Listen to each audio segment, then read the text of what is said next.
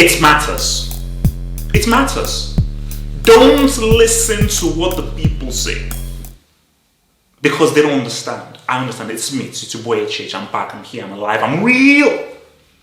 This game matters. This isn't just a group stage game. This is not a group stage game. Let me remind you.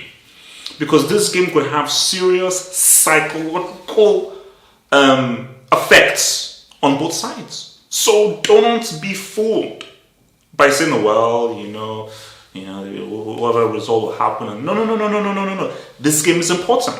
Because moving forward, this game will tell me a lot about particular team's characteristics.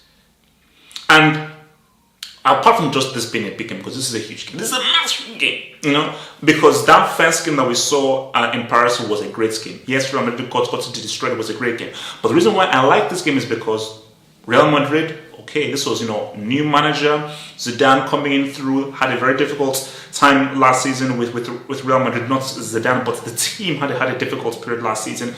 So I'll give you that sidestep. But now it becomes reality. We're no longer in the Matrix. We're in Zion right now. What up, Morpheus? Now it's realistic. Okay, now we're taking that flipping red pill. We took the blue pill. It was cool. We're not taking that flipping red pill. Hence why I'm wearing red. So the thing here is, this game is a psychological game. It's a mental game. This is a big boy game. This game tells me who is the real big boy here. Because trust me, 100% Real Madrid want to win this game. Real Madrid want to win this game, not because of them trying to go through. Don't listen to the fact that Real, they have to win this game because they need to try and go through. No. This is about what are you about? Because when a big boy says another big boy, it's like, who is the biggest boy? Big boy. It's who is the biggest cat, who has the biggest cheddar, who has the largest meal. Twitch live, I'll be having a meal 100%. You bet your damn dollar I'll be having a huge meal for that kid. Yeah. So that's the key thing in life. Shh. Relax, chill. It's your boy HH. I'm here. I'm alive. I'm free as a cat. I'm as free as three cats. Let's look at that home side. So Real Madrid, let's just look at how they will set up tactically, or how I think that they should set up tactically to try and get the best out of this game. Okay, so looking at this lineup here now for your dear boys here, the Real Madrid. So as you all know here, I feel that you're going to see Marcelo come back in the game. I think he was rested for this game primarily. Because Real Madrid needs to win this game, I think Marcelo is crucial. Carvajal hasn't really been in the best form. But I think Carvajal has to realize, and Zidane have to realize, that if Real are to really do anything this season, forget La Liga or Champions League, Carvajal has to say what's up. He's not been saying what's up enough. He's been far too dominant. He's not been productive enough. A productive Carvajal is a dangerous Real Madrid. A productive Carvajal and a productive Marcelo is that Real that's won those 3 series in a row. So I believe this is going to be the midfield. I think Valverde has played really well and has slotted into this midfield really, really well. And I think that his combination with Cruz is going to be very important. I think what Zidane will want is for them to dominate the play like they do against him, like they normally do in Bernabeu games. Keep recycling the ball, keep on putting the pressure. And what he'll want from Cruz and from Valverde is get those balls to Zad, get those balls to Rodrigo, give those balls to them, and keep on hitting PSG again and again and again. And he'll want it in the first minute. I think what he'll want is for Valverde and Cruz to totally dictate the tempo of the game, where it says for at least 60 or 70% of the game, Cruz and Valverde are forcing Gay and Marquinhos to pretty much chase shadows. And again, for this front three that we have here, you want to see what Zad says. And I think this is the game. If ever was a game for Zad to light up, I think that this is the game. What I want from Zad really is this, to come in more on the inside too. I think what Real wants is to get Hazard facing goal. What they don't want is for him to receive him with the ball to feet with his back towards goal. If they can give him the ball facing towards goal, and I believe if the lineup is the same that I said, he'll go up against his confidant. So it'll be him against Munier. How well does he know Munier? How well does Munier know him? So, but even if it's Money or whoever, I want him to come inside. I want Rodrigo to come inside. I want him to even play much more as a number 10. I want him to occupy this position a lot more. And look, Benzema is going to be huge. And I think as much as it is great for Benzema to come out of the key and act as a conduit to pretty much bounce balls off of himself to give Rodrigo that chance to go into the box. I think for Benzema, he's a good finisher. He's a good finisher. And I think this is going to be the battle of the wing backs. If Marcelo and Carvajal can get themselves into this position right here, obviously Ramos and Varane have to be very wary of that ball over the top and the speed and the movement of an Icardi and an Mbappe as well. Bro, it's going to be real. If Marcelo and Carvajal can get up in here, they're going to be looking for those crosses into the box to get Benzema. And remember, Carvajal loves to cross from deep. Marcelo loves to really come inside and really walk this channel here. Carvajal, he can walk the channel, but I think Carvajal really likes to put his crosses in from here. And Benzema is really good at receiving those balls from deep because of his very good movement and his great heading ability. So yeah, man, it's going to be fun. It's going to be popping off. But this guy needs to really show up. He needs to show up. He needs to come inside, outside, inside, and really say, I'm here to stay. I don't want to see Hazard. Okay, that's not the guy. This is who I want to see. That's the dude I want to see. If this dude shows up, then Madrid can say what's up. So yeah, so that's there with Real Madrid. And I've always said, for Real Madrid, it is very important and it is imperative that they win this game because they're at home. Hazard, man, you know what it is, bro. You know what it is. If ever there's a game for Hazard to show up, it's this game.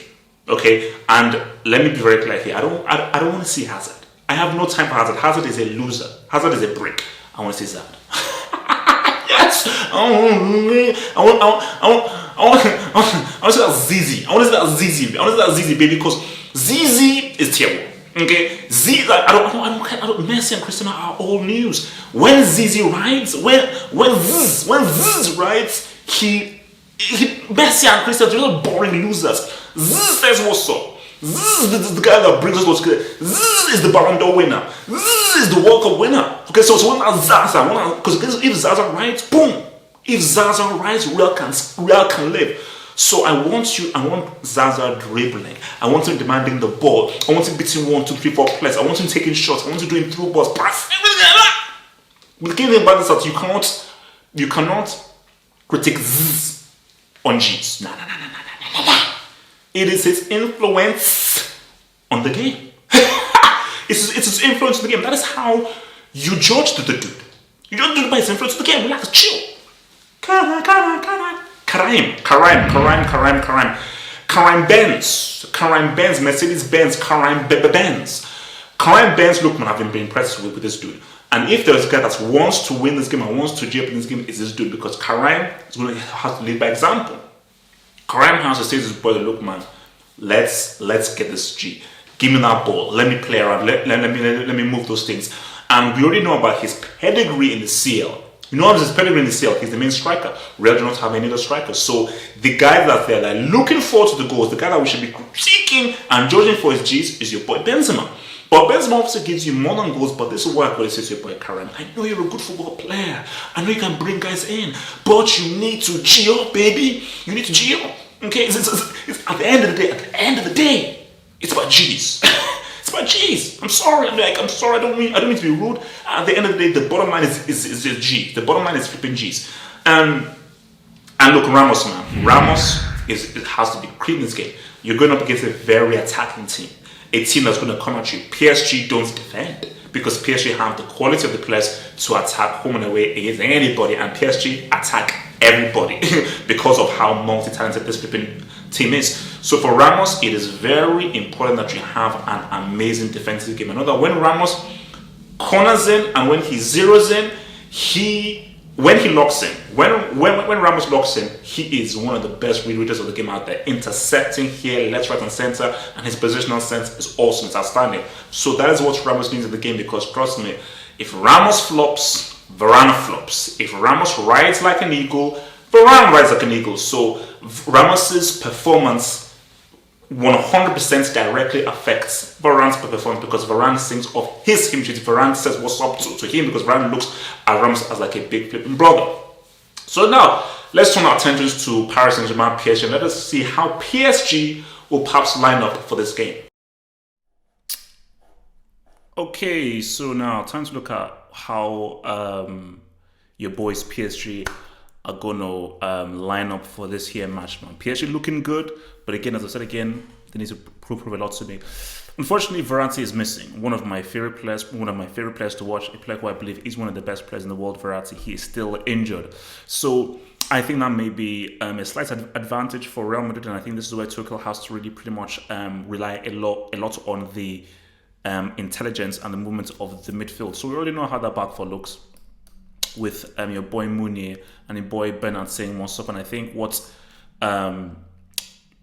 Tuchel will want, knowing that they're playing a very attacking team that's very open, is for Bernat and Mounier to get some cheddar up in there. Silva and Kimpembe are going to be huge. It's going to be very interesting to see how Navas holds himself down in that goalkeeper role. But I think Mounier and Bernat there, they can be very active in the game because if they're going up against Marcelo and Carvajal, who will try and move forward and apply that pressure from the flanks, that will leave a lot of space in behind for Bernat and for Mounier to really exploit. So coming into that midfield role now, because I'm going with the lineup that they went in with Lille. Maybe he will change things up, but based off the injuries and so forth, I think he may keep that same kind of a lineup that he went forward with Lille. Well, apart from the top, which I'll explain a bit. So when it's in practice, it's gonna look more like this because I just copied the look from the from Google, but in practice it's going to look more like this, where Marquinhos and Gay will hold it down, and Draxler is the guy that will drift up and drift in here, and he'll be the guy linking in through here. But Tuchel will say for Draxler, it is very important that when they don't have the ball, you have to come in here and really make it as difficult as possible and work really hard to put pressure on Valverde, put pressure on Cruz, and so forth, and stop them from getting any supply chain to Hazard, Rodrigo, and so forth. But I think it's going to be very important and fascinating. What I'm actually looking forward to is the midfield battle, to see how well Marquinhos and Gay can do up against Toni Kroos and Valverde, most likely. I don't think Modric will start.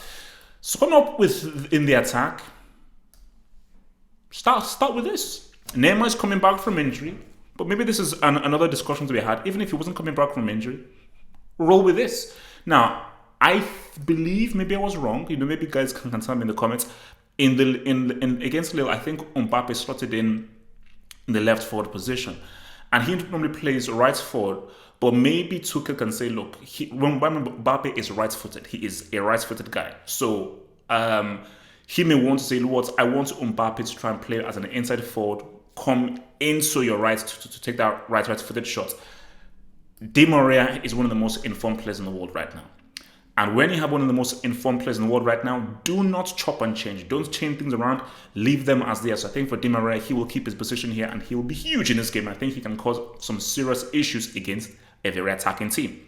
And Icardi, 100%, he will definitely have to start. And I think for Icardi, what will be key is his movement. Because I do believe that once Draxler is in this position, Draxler will be trying to look for Icardi. When Di Maria is in this position, he'll look to shoot, or he will try and thread the ball through for his countryman. So for Icardi, either coming shots to receive the ball or trying to make that sneaky shots, and he's very good at in the box. He's excellent in the box. He's really good in the box. So that's why I said, if they can get your boys Bernat and Mounier to say what's up and supply chain to Icardi, I think that's what will cause Real Madrid some serious issues.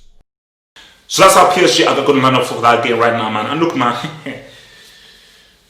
I wanted to see Verratti, baby. I want to see the rats, the Ratty. I wanted to see Ratty, because Ratty is the best midfielder in the world. Ratty is tier 1. Like, when Ratty is informed, Ratty is tier 1, because Ratty is your complete player.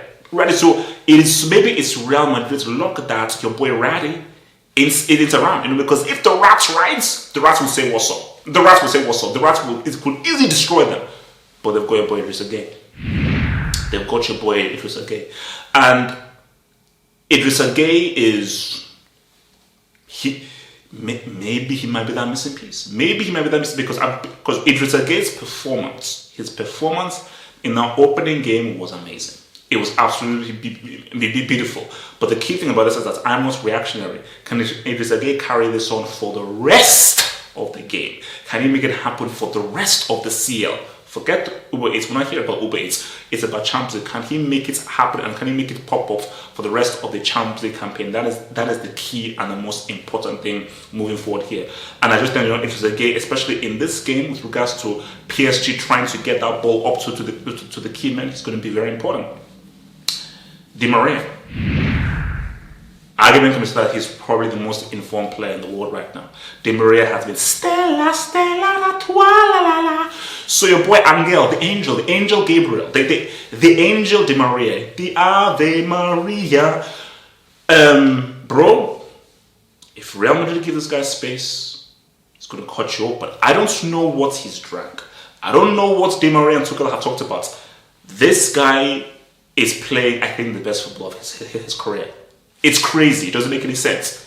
At his age and with how far he's into his career, for some reason, he has locked into something. Maybe Tuchel has said something to him. Maybe he did some stuff in the preseason or something. Maybe he ate some spinach. Shout out to your boy Popeye. Olive well, who said that? If, whatever the case may be, Di Maria could end. As Di Maria ended Real Madrid, he could end them in this game because Di Maria is the kind of dude where he rides home or away. He rides home or away. Bro, he was denied a goal in that Miracle at Camp Nou. I remember, don't think I forgot that. That was a flipping foul. That was a flipping foul, man. If it wasn't fouled, they would have scored 2 away goals. PSG would have still lost the game because of your boy Unai Emery. But Di Maria is going to be huge in this game. I think Di Maria has the ability to really get PSG in a very important because he has the ability to not only provide for Icardi, he has the ability to win the game by himself. So you're dealing with a guy who is a bona fide goal scorer and a great assister, and my gosh, who is an amazing dribbling, amazing mind. So putting all those things into account, I have to stress that this is an important game. If Real Madrid lose this game, forget about how hard it will be for them to qualify. I think it would be a psychological blow, and it would be a statement that says, Real, you're not winning it this season. And if PSG were to beat Real Madrid twice, I ain't putting them as favorites, but my eyebrows are raised. I'm like, okay. If Real Madrid are to win, the key thing, if they win comprehensively, I think that will be a huge, massive psychological boost. It will say to PSG, chill out, relax, you're not about that life yet, okay? You've not been around the block like we have. And I think that will give Real Madrid perhaps the impetus to say, let's sort out the deal, final game of the knockout stages. And you know what? We can now go in and then ride. Because for Real Madrid, they know that, look, to win this thing, you're going to have to beat a PSG, a Liverpool, a Juventus, a Bayern, and so on and so forth. You have to beat a heavy hitter to get the pie. You've got to beat a heavy hitter to get the pie. So, scoreline. Bernabeu.